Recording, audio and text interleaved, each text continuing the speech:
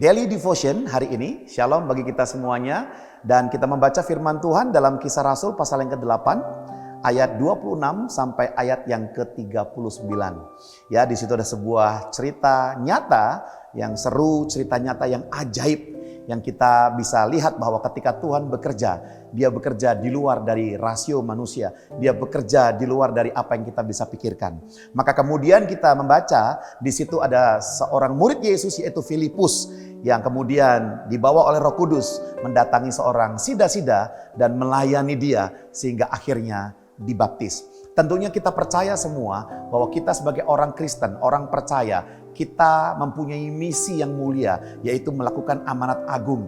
Pergilah, jadikanlah semua bangsa muridku. Ya, baptislah mereka, ajarlah mereka dalam kebenaran, dan biarlah mereka bertumbuh dalam pengenalan akan Tuhan yang sempurna. Sehingga Bapak Ibu Saudara, dimanapun Anda berada, siapapun Anda, apapun profesi Anda, kita harus mau bersedia dipakai Tuhan untuk membimbing orang-orang yang belum mengenal Kristus datang kepada Dia, membimbing mereka Kristen-Kristen yang baru percaya Yesus agar mereka bertumbuh dalam kesempurnaan Kristus. Sehingga judul dari Daily Devotion hari ini adalah membimbing orang mengenal Injil. Saya berdoa semua kita yang mendengarkan firman Tuhan hari ini, kita mau melakukan sebuah tindakan menginjil, membimbing, menceritakan, bahkan menjadi utusan Tuhan bagi orang lain.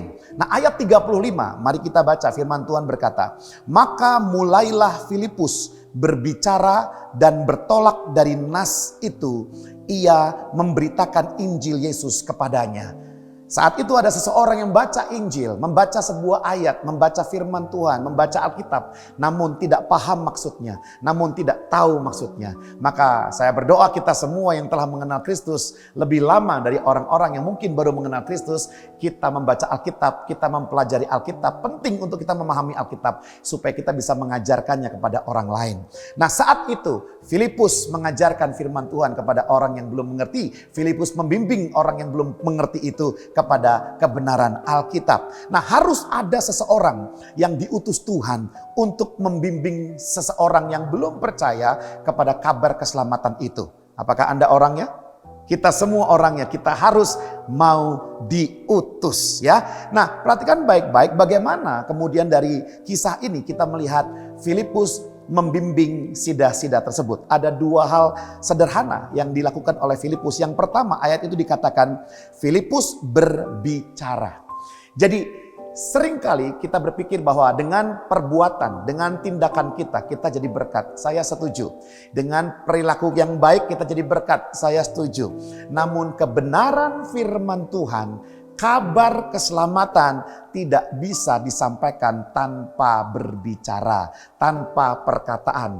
Namanya juga kabar keselamatan. Pak, tapi kan sekarang zamannya sudah canggih Pak. Kita bisa berbicara lewat media. Saya setuju, lewat tulisan boleh juga. Namun itu jangan menggantikan bahwa kita diberikan Tuhan mulut untuk kita berbicara tentang kebenaran kepada mereka. Yang pertama Bapak Ibu Saudara, mari kita bicarakan Kristus, bersaksi, ceritakan tentang firman Tuhan yang mengubah kehidupanmu kepada saudaramu, rekan-rekan, sahabat dimanapun engkau berada.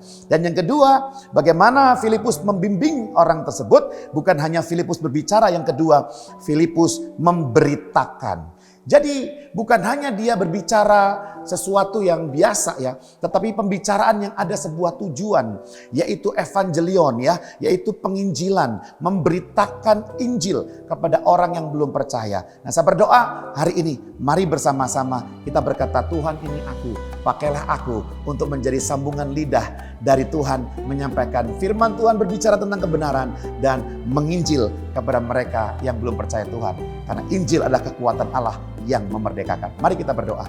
Terima kasih Bapa yang baik, pakai kami Tuhan untuk membicarakan firman-Mu, untuk memberitakan Injil keselamatanmu bagi semua orang. Haleluya.